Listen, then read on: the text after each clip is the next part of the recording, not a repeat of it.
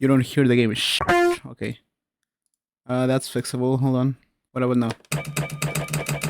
Yeah, I can see the audio thing spiking. Right. Go again.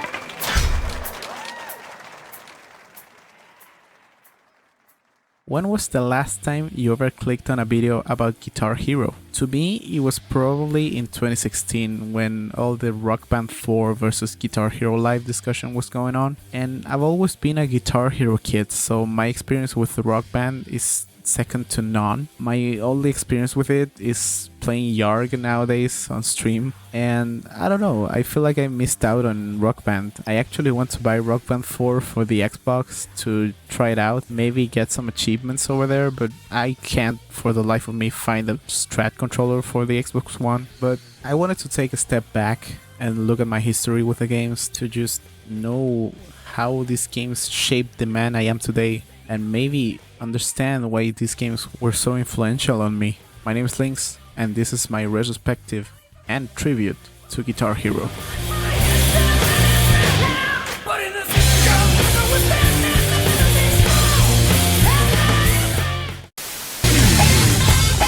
Oh shit, what the fuck? Dropping inputs like... I'll take the shit off, hold on.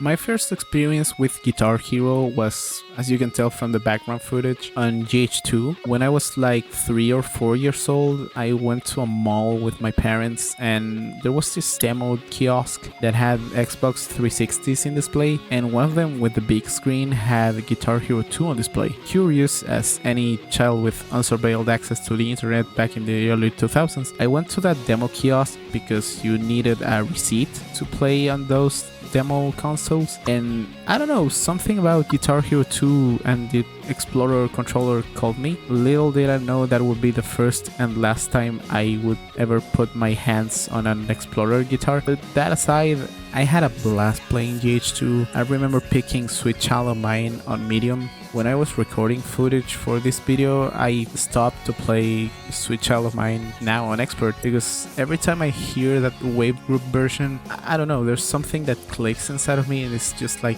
I feel like I'm home. But still, GH2, I have a confession. I don't feel that much nostalgia for GH2 compared to GH80s.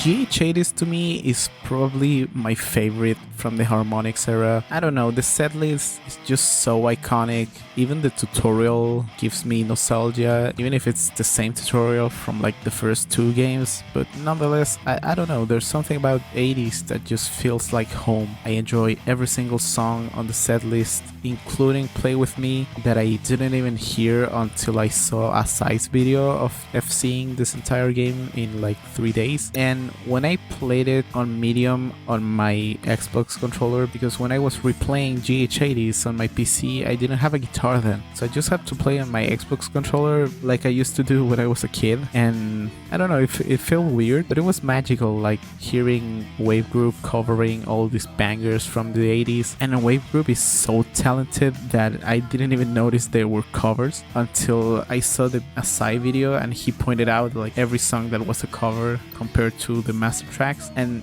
they did a good job actually. Still, GH80s was something special to me, because with this game I could bond with my parents. They knew some of the songs on the set list, and they were like, hey, this is the song I used to listen when I was young, you know? As someone living in Chile, the exposure to like American culture and such was second to none.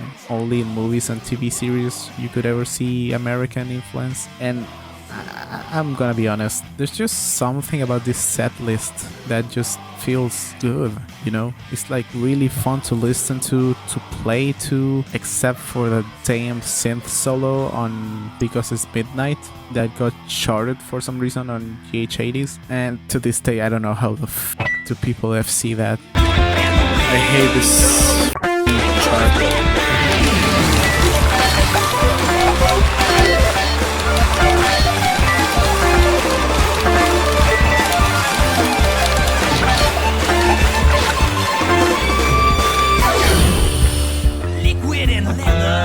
still fun. A fun song nonetheless. And after GH80s, I remember going over to Guitar Hero 3.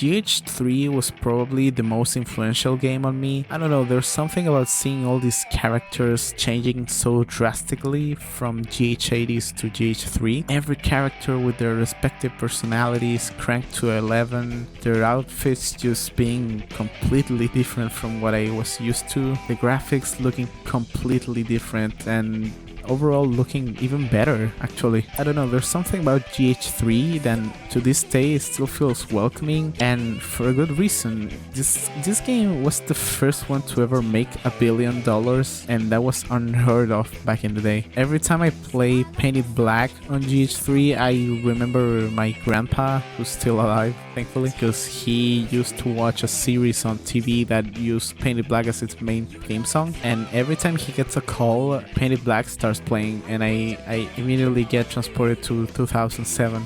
Also, fun fact, this was the first game I ever used a guitar with on PS2 on my house. I remember all the other games with a DualShock controller, and I know it's not the correct method of playing, and I knew back then, but I don't know, it was just the way I thought the game was played. But when I received that blue flying V, I was kind of scared at first because I didn't know how to use it, and I don't know, I think I was scared of changing the way I perceive things. In a way, that's kind of similar what I experience nowadays every time I go to a place that I don't know, or every time I do something that I'm not familiar with. There's just this small but shocking fear of the unknown, just not knowing what I'm up against and just being completely in the dark and doing nothing but manning up and just going ahead and trying it out. It's just, I don't know, it's a valuable lesson that, even though it sounds ridiculous, this experience was kind of preparing me for my adult life, and I'm kind of glad for that experience, because without that I wouldn't be the person I am today. But yeah.